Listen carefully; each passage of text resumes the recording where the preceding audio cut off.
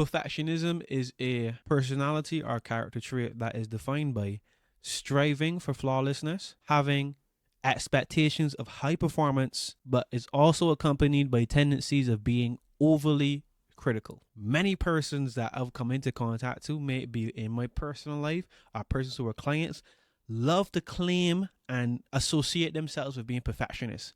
Oh, I'm a perfectionist. That's why I like things a certain way. But there is a dark side to that, because many persons who call themselves perfectionists, they feel that they're always making more and more mistakes every single day, and it's like they could never be good enough. The standards that they set for themselves are so high that not reaching them cause them to feel mentally unwell, right? It sometimes affects their health because they're going so hard for so long that they neglect other areas in their life. So this episode of the Parallel Success Podcast, my hope is to address that with having brutal honesty for perfectionists. Because a lot of my audience are persons who are driven professionals who have great ambition and who want to do so much better in their life. But sometimes that skews so far to this way that it becomes dangerous and they become perfectionists. And they either constantly procrastinate doing the things they need to do because they don't feel like they will be doing it to a high enough degree, or they constantly overplan because they think to get success, they need to have a perfect plan because they are not good enough. So my answer to that is the 5-step anti-procrastination checklist that I'm going to run through with you, that I run through all of my clients who have seemingly these symptoms of being a perfectionist. Again, that is procrastinating and overplanning. So this is going to be science-based. I'm going to talk about my own experiences, the experiences of some of my clients, or one in particular actually, about how you can overcome perfectionism and all the bad, negative effects that come with it. So why am I talking about this in the first place? I was a perfectionist when it came to this podcast. Every episode had to have 500 downloads on Spotify and thousands of views on YouTube. So I did the script over like sometimes 5-10 times. I recorded a certain episode up to 4 or 5 times, wasted entire days, and then at the end of the day didn't feel comfortable putting it out on the internet because it was simply not good enough. So I was definitely in that position of initially overplanning. The science tells us that there are 3 P's around perfectionism. Perfectionism leads to procrastination, and procrastination eventually leads to paralysis. And again, other research shows that the symptoms of persons who are perfectionists are chronic overplanning and chronic procrastination. So for me, it was overplanning initially, making sure everything was perfect for these episodes. Then it leads to procrastination because then I just put off recording the episode of the podcast. And then it led to the last P of paralysis. I just stopped recording podcast episodes altogether because I think I did not have what it takes to do it. So then I just stopped. So these 5 steps are very close and dear to my heart. I've ran through them myself to get me over that hump and become a reformed perfectionist. I hope I still am and not seeping back into my old habits. So step number 1 in this 5-step process is to understand the pitfalls of perfectionism. As I said before, most persons kind of glorify being a perfectionist. It's this awesome and cool thing because you have high standards and it's like you're able to like artificially make yourself seem more serious than everybody else because I do not accept the minimum. Like things have to be exactly this way to get it done. Yes, and everyone who has that viewpoint sounds exactly like that. Unfortunately, it has a lot of negative effects too, because I had a client, she was so adamant that things had to be a certain way that it led her down the same path as me.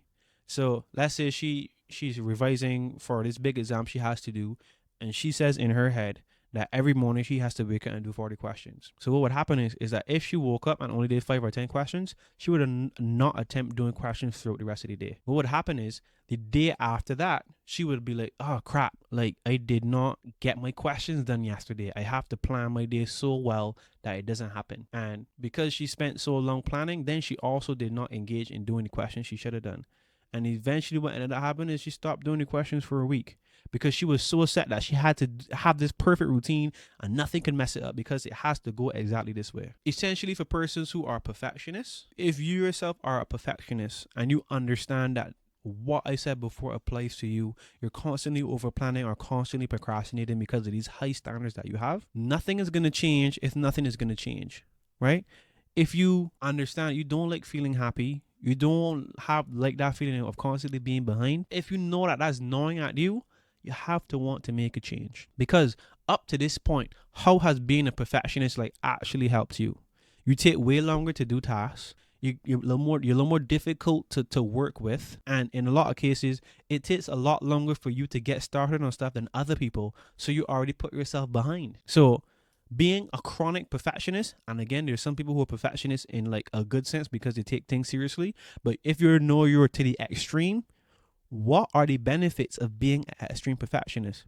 There are none. Okay. So what you are then going to have to do is step 2 in this 5-step process. After you've understood the pitfalls, the negative effects it can have on your health and your relationships and just overall your progress, step 2 is to have that reality check. Play out. You understand the pitfalls of it, but now play out. I had my client do the same thing. What if you being hung up on the fact that you did not do these questions in the morning?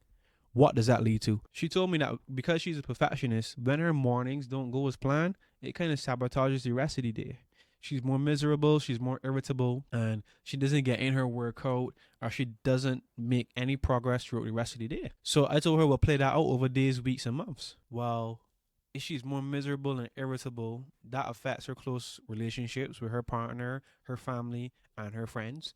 If that means that her not getting these questions done in the morning stops her from working out, she's a less healthy person, making her more prone to illness and disease. Okay, that's also going to have an effect on her mental health over an extended period of time. So when you play out you being a perfectionist, having these high standards, and you're not accepting anything less, the stress that's putting on you over days, weeks, and months, what does that look? Because eventually, as I said, you are going to procrastinate, and then there's going to be paralysis. There's going to come a point in time where these high standards are going to take their toll on you, and you can just stop because it becomes too hard. You can stop like I did, start recording the podcast and stop the business that you may be doing, or you can do like my client and just stop making progress or efforts toward her goals of getting that exam and getting our next career. It's only going to play out a couple of ways. So now you understand the pitfalls, and then you have that reality check by playing out what things are going to look like. Step number 3 is embracing perfectionism. So kind of doing the opposite, right? And the way that I like to think about this is that if you are a perfectionist, it's almost like you are a Ferrari or a Bugatti. Again, you have those high standards, but you don't have any wheels because, again, perfectionism leads to procrastination, which leads to paralysis. So eventually you're going to not take action because of these high standards you have on yourself. So you have a Ferrari or a Bugatti without wheels and you're going nowhere. What does that mean? The dude that is in the Toyota Corolla or the Honda Civic is going to go way farther than you could ever imagine of going. So your standards, these unattainable, unreachable goals that you have for yourself are stopping you from making any progress. And the person that has 1% of the goals that you had and takes some action toward them are going to be way farther ahead of you than in the long run. So how can you then perfectionism? Reflect on the fact that none of us are actually perfect. I put it this way all the time. Let's say you had a story where the superhero has no conflict, there's nothing to overcome, he makes no mistakes, right? That doesn't sound like a story or a movie that I'd want to watch. Imagine if is Superman is not, kryptonite is no longer his weakness. There are no supervillains in Metropolis, and essentially all Superman / Clark Kent has to do is like work on the farm. That's not engaging, because when we have setbacks due to our imperfection, because we make mistakes, those are opportunities to improve and learn and get better. So when we embrace that and we do not let that, be a limiting belief or hold us back from the progress we need to make, it is so freeing. Because you can pursue things intently, make mistakes, mess up, learn from it, improve, and go further. So yeah, you may not have a Bugatti or you may not have a Ferrari. You might get a nice little Toyota with some wheels and actually start going somewhere. So the third step is to embrace imperfection. I know it's more difficult, but reflect on that. You could be a Ferrari or a Bugatti without any wheels. Play it out. You're going to be in the same place now in a year or maybe in 5 years because you're holding yourself to such a high of a standard. So again, number 1, understand the pitfalls of perfectionism. Number 2, have that reality check with yourself. Play out what this looks like, right?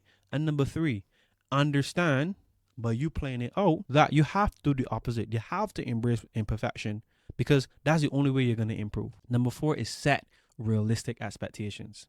Yes, it's a lot easier than it sounds, but there's within this step 4 of setting realistic expectations, I'm going to give you a quick little framework to have realistic expectations. So, you start small. If you have these high standards and it's paralyzing you from doing anything, clean your room, okay? You have this very long essay, it's going to take so long.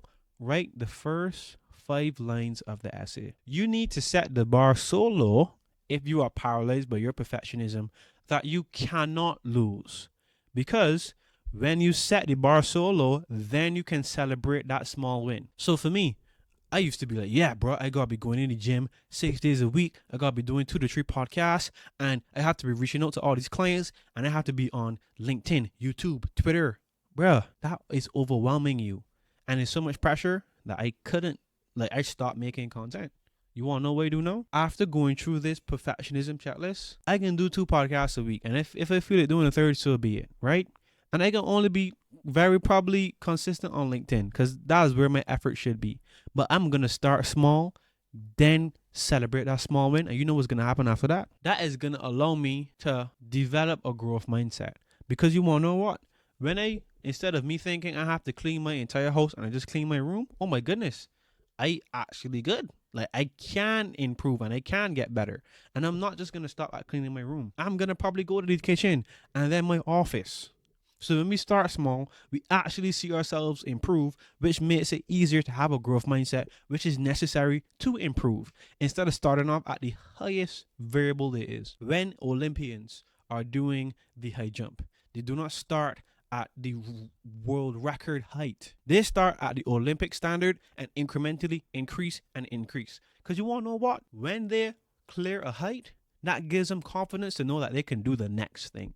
So starting small, then celebrating your wins allows you to develop a growth mindset. And you want to know what you can do after that? You can engage in a reflective practice to almost have evidence to show that you are probably as good as you think. Because when you're a perfectionist and you never hit the goals and standards that you have for yourself, you think you suck. You think you are not good. That is how I viewed myself. That's how many of my clients view themselves. But you don't know what? I've had my clients doing an exercise recently where they give a daily recap of each day and what are the wins they had. So in the future, when they tell me, bro, I don't feel like I can do this. Bro, this is really hard. I'm like, bro, just look back. Like, you've been crushing it for 2 weeks now. And it's only obvious you're going to have a bad day. Understanding that is just this expectation you have to be up here is not realistic, bro. You had all these wins over here. You do not suck. Like, if I reflected on the fact that when I stopped doing the podcast, up to that point, I probably had 35 episodes out, bro, and actually appreciated that and rewarded myself for the effort taking, but not the reward, I could be so better off. So, for you to set realistic expectations, set small achievable goals, then celebrate the win. That is going to allow you to develop a growth mindset because by setting that small win and celebrating it, you're going to have the confidence that you could do something a little better than that. And you're going to see yourself improve. And when you do that and you start collecting wins, reflect on the wins you have. Probably take them down. Note the wins you have. So when you get to a point, right, you're having a rough day and it's not looking like you can get through, you have evidence that you can get through it because all of us have 100% success rate on bad days where we feel like crap and not going forward. And we think that we're going to buckle and, crumble underneath the stress. But if you actually recorded it and you review it, you can be a lot better, right? So even on those days when it's hard, right? When we go to bed and we wake up, everybody get reset at 0, bruh. Like, if you was doing good and you was on being consistent and today you stop and you don't do anything more beyond that, you can stagnate. If you've been doing a bunch of crap before and you start to get serious today going forward, you are going to progress. Remember, yesterday ended last night. So if you failed yesterday, it also ended. Today is what matters. You cannot take action toward things that have already happened, which is your past, or things that have not happened yet, which is your future. You can only take action for today. The last step in this 5-step process of this anti-procrastination checklist is self-compassion and forgiveness. After you have embraced imperfection, and then when you have been able to set realistic expectations, you are still going to beat yourself up. Just because you have realistic expectations for yourself doesn't mean you're going to hit all of them. So, having self-compassion for yourself and being able to forgive yourself when you don't hit those goals, even though they may be easy sometimes, is necessary, is a requirement. Because if every single time you go through all these steps and you still fail and you allow that to sabotage your progress for the future, it's not good. Because as well had not started in the first place, right? So the ways that I would advise you to do that is through two things. Engage in more positive self-talk. I don't try to advocate for affirmations, because I think I don't necessarily agree with affirmations. I know for some people it works, but I'd rather prefer you have evidence towards the what you say you are. Like, if affirmations to me is just like lying to yourself. So what I would advise over affirmations is more positive self-talk, right? So it's not like you just see all the obstacles that are in your way and like you feel that you suck. It's like when you make a mistake or you fall short of something, that is now an area for me to improve. So like, for example, I don't like the quality of the podcast that I am putting out or the content that I'm putting out. That is an opportunity for me to improve, be a better writer, be a better storyteller, be more charismatic. That means that me being able to acknowledge that means that I am going to do better in future. Good. So obstacles are not obstacles. They're opportunities to improve. And to be honest, my second advice on this topic is, bruh, do not take yourself that seriously. Like, I was very much of the opinion that I had to be so strict and stringent on myself and like not even enjoy the journey, but I did. And I didn't. And it was, but now I am. And this is so cool. I like what I'm doing because I understand that making mistakes are a part of the journey. And I am not, once I know that I'm making the effort toward my goals, that is the most important thing, right? I have the self-compassion to know that, yeah, bro, you can mess up and you can sound foolish on the pod sometimes and you ain't gonna like be so articulate like everybody else. And you wanna know what? Probably you're not gonna blow up like everybody else. That's okay. I have the self-compassion to know that me comparing myself with other people and their success, comparing their year 5 to my year 2 or their year 10 to my year 2, ain't gonna help me. Probably what's gonna be the best thing for me is comparing me versus me. Am I doing a little better yesterday than I did today? Not holding myself to exceedingly high standards because that's what I see everybody else doing or that's what society has told me which is necessary. Nah, bruh. That's how we're gonna get where we need to go. So I hope that you could do the same, right? Remember, it's a 5-step process. You first understand the pitfalls, like see the negative effects of perfectionism. Then number 2, you have the reality check. You play out. What does you being an extreme perfectionist do for you? Probably nothing good. So then you have to embrace imperfection, right?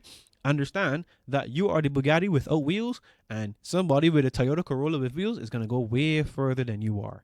Understand that the stories that we love have conflict and persons making mistakes and overcoming them. So why would you expect any less for your journey? Set realistic expectations. As I said, set small goals, celebrate the wins, get that confidence, which would then turn into a growth mindset, and reflect on it.